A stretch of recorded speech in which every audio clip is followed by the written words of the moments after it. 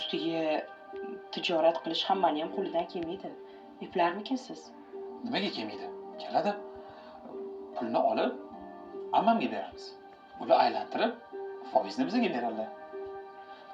Foiz olish bahonasida ko'ngillariga qo'l solib, yoningizga ishga oling, o'rgating deb iltimos qilaman.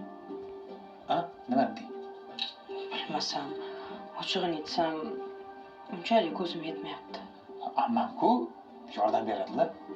Xo'p, lekin qarzga kirib ketishimiz ham mumkin. Agar shunaqa bo'ladigan bo'lsa, bilasiz-ku, bizning yaqinlarimiz qishloqda bo'lsa, bir suyadigan odamimiz ham yo'q. Birinchidan qarzga kirmaymiz. Ikkinchidan ammam bor-ku, ammam dadamni singlisi.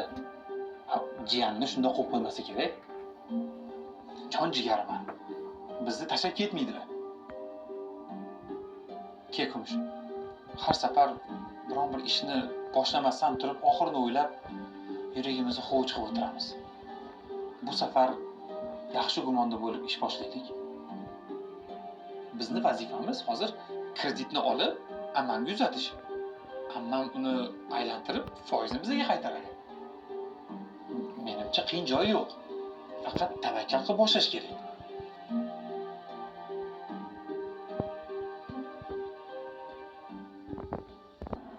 Shunaqa qilib yuravermaysan-ku.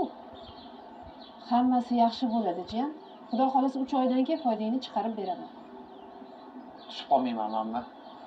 Bunaqa ishni birinchi marta sizga ishonib qilyapman. Ha? Tushib qolmaysan, jiyan. O'zing ham do harakat qil, puldan pul qilishni o'rgan. Qachongacha shunaqa yuraverasan? Dam olish kuni oyog'ingni uzatib, yotmasdan kichik ishlardan boshla. Mana xotiningni yoningga ol.